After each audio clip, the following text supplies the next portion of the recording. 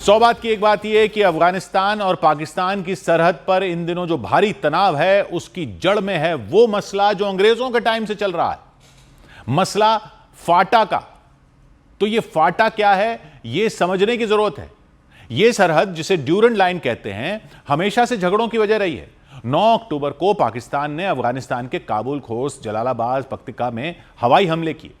ये कोई छोटी बात नहीं थी। पाकिस्तान का कहना था कि वो तहरीक तालिबान पाकिस्तान टीटीपी के सरगना नूर वली महसूद को मारना चाहता था। तहरीक तालिबान पाकिस्तान एक ऐसा संगठन है टीटीपी जो सालों से पाकिस्तान की फौज और सरकार के खिलाफ हमले करता रहा है। पाकिस्तान का इल्जाम था कि नूर वली महसूद अफगानिस्तान में छिपा है और अफगान तालिबान उसे पनाह दे रहे हैं, लेकिन ये हमले नाकाम रहे। नूर वली महसूद जिंदा बच गया, ये ऐसा दावा किया गया उसकी तरफ से। इसके बाद अफगान तालिबान ने जवाबी कार्रवाई की। 11 और 12 अक्टूबर को ड्यूरेंट लाइन पर दोनों तरफ से जबरदस्त गोलीबारी हुई। पाकिस्तान ने कहा कि उसके 23 सिपाही मारे गए, लेकिन अफगानिस्तान का दावा है कि 58 पाकिस्तानी सिपाही मारे गए। दोनों तरफ की सरहदी चौकियां उड़ गईं। तो यह ड्यूरेंट लाइन कोई साधारण सरहद नहीं है। इसे 1893 में ब्रिटिश हुक्मरानों ने बनाया था। तब से, जब ब्रिटिश राज था, तब से अफगानिस्तान इसे मानता ही नहीं है। वो कहते हैं ये लाइन पश्तून कबीलों को बांटती है जो इस सरहद के दोनों तरफ रहते हैं। इसीलिए दोनों देश एक दूसरे पर इल्जाम लगाते हैं कि उन्होंने यहां आतंकी छिपाए हुए हैं। तो ये झड़पें अचानक क्यों शुरू हो गई? इसका जवाब है एक हमला जो 8 अक्टूबर को हुआ, 9 से पहले। उस दिन टीटीपी के लड़ाकों ने कुर्रम जिले में पाकिस्तानी फौज के एक काफिले पर हमला बोला। कुर्रम वो इलाका है जो अफगानिस्तान की सरहद से सटा हुआ है। यह हमला छोटा मोटा नहीं था।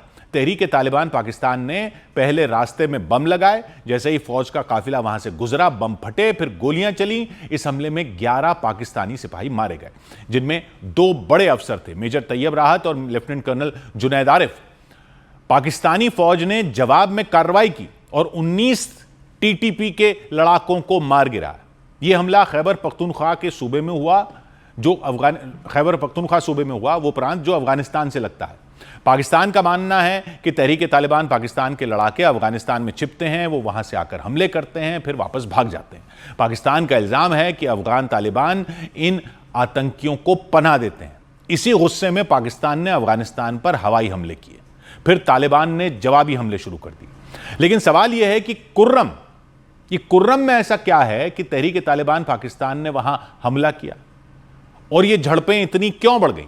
इसके लिए हमें कुर्रम और फाटा, फेडरली एडमिनिस्ट्रेटेड ट्राइबल एरियाज की कहानी को समझना होगा।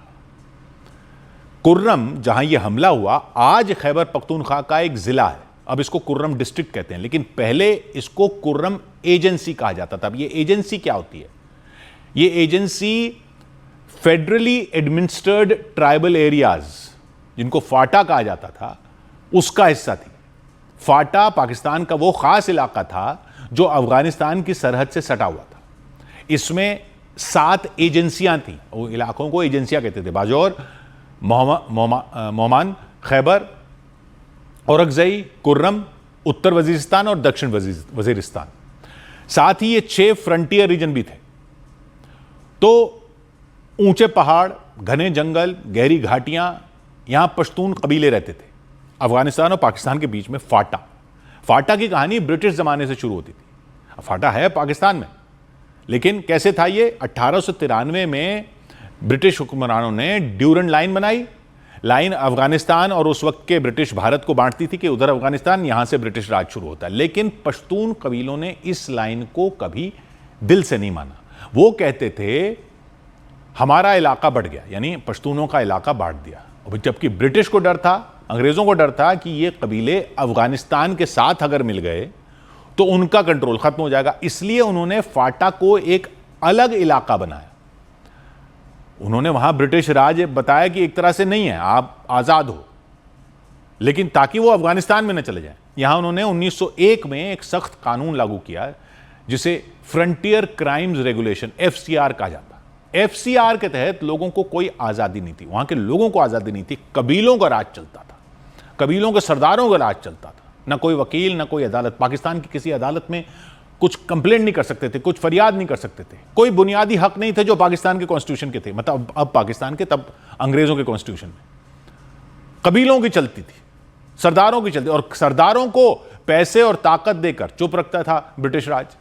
1947 हुआ, पाकिस्तान बना, तो इनको लगा कि अब तो ये हमारी आज़ादी छिन जाएगी। अब कबीलों को, सरदारों को लगा, कबीले वालों को तो लगा कि आज़ादी मिल जाएगी, सरदारों को लगा उनकी छिन जाएगी। तो मोहम्मद अली जिन्ना ने इन कबीलों से वादा किया कि हम आपको वैसे ही रहने देंगे। पाकिस्तान ने FCR को, वो जो कानून था अंग्रेज़ों का, वो बरकरार रखा, और फाटा में पाकिस्तान का संविधान पूरी तरह लागू नहीं होता था।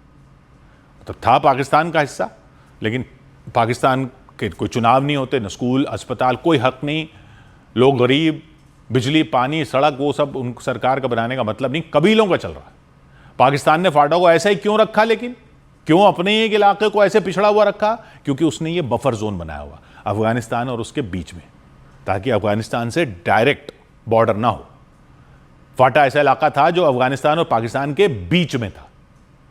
फाटा की वजह से अफगानिस्तान और पाकिस्तान के बीच एक दूरी रहती थी, क्योंकि ये पश्तूनों का इलाका था, कबीलों का, वो लड़ते झगड़ते रहते थे। तो उन्होंने बोला कि अगर आप बॉर्डर वैसे रख देंगे तो ऐसा लगेगा अफगानिस्तान वाले इधर आ गए, फिर हम उनको भगाएंगे। तो ये फाटा कर दिया, भाई आप कबीले, आप आपस में जानो बॉर्डर के एरिया को। तो जो भी उधर से आता था वो फाटा में उलझ जाता था। अब इसका फायदा बहुत लेता था पाकिस्तान। 1979 में सोवियत यूनियन ने अफगानिस्तान पर कब्जा कर लिया था, तो पाकिस्तान और अमेरिका ने फाटा को एक हथियार की तरह इस्तेमाल किया।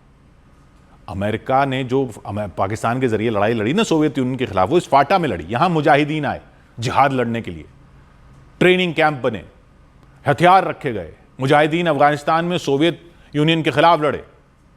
फाटा की वजह से पाकिस्तान सुरक्षित रहा, तो पाकिस्तान ने अपना एक इलाका दे दिया, भाई ये फाटा है, यहां पे कर लो जिहाद विहाद। फिर 1990 के दशक में तालिबान बने, वो भी यहीं बनाए गए। जो अभी के तालिबान है, पाकिस्तान ने तो बनाए, यहीं बनाए। फाटा से उन्हें मदद मिली। वो कहते हैं तो पश्तून इलाका है हर चीज के, लेकिन दो पहलू होते हैं। फाटा ने पाकिस्तान को बचाया, ये अपने खतरनाक खेल, आग से खेलता रहा लेकिन अपना एक इलाके में, लेकिन ये खतरनाक जगह भी बन गई। यहां अलकायदा जैसे आतंकी संगठन यहां पनपे फाटा में। 2007 में तहरीक तालिबान पाकिस्तान बन गया, जो पाकिस्तान का तालिबान बन गया, जिसने पाकिस्तान के खिलाफ ही बगावत शुरू कर दी। तो ये शेर की सवारी थी, यहां पे ही अपना बनाया कि उधर लड़ेंगे, ये उस तरफ, वो इधर ही लड़ने लग गए। और फाटा में आतंकवाद का अड्डा बन गया, स्कूल उड़ाए गए, लोग मारे गए। अच्छा, लोगों को हक नहीं थे, कानून ऐसा था कि लोगों को हक नहीं थे कि वो पाकिस्तान की अदालत, पुलिस के पास जा सकें। 2001 में जब अमेरिका ने अफगानिस्तान पर हमला किया तो तालिबान और अलकायदा के लोग फाटा में छिप गए। उन्होंने अफगानिस्तान पर हमला किया, ये फाटा में छिप गया आके, और पाकिस्तान ने कहा कि यहां तो हमारी भी नहीं चलती। तहरीक तालिबान पाकिस्तान ने भी यही किया, वो फाटा से पाकिस्तानी फौज पर हमले करते रहे, फिर अफगानिस्तान भाग जाते थे। अब आते हैं 2018 की बात पर। तो ये सब जब हो गया, पाकिस्तान ने एक बड़ा फैसला लिया, उन्होंने फाटा को खैबर पख्तूनख्वा सूबे में मिला लिया 2018 में। अभी किया ये, कुछ पश्तून कबीले चाहते थे कि फाटा को एक अलग सूबा बनाया जाए, कि चलो आप कर भी रहे हो तो इसको खैबर पख्तूनख्वा में मत मिलाओ, इसको एक अलग सूबा बना दो, अलग एक प्रांत बना दो पाकिस्तान का। लेकिन वो बफर जोन जो था, जो फाटा की शक्ल में था पाकिस्तान और अफगानिस्तान के बीच में, वो खत्म हो गया। अब अफगानिस्तान और पाकिस्तान की सरहद सीधे आमने सामने सट गई, अब क्योंकि बीच की जमीन नहीं बची। अब वहां पर वो खैबर पख्तूनख्वा है।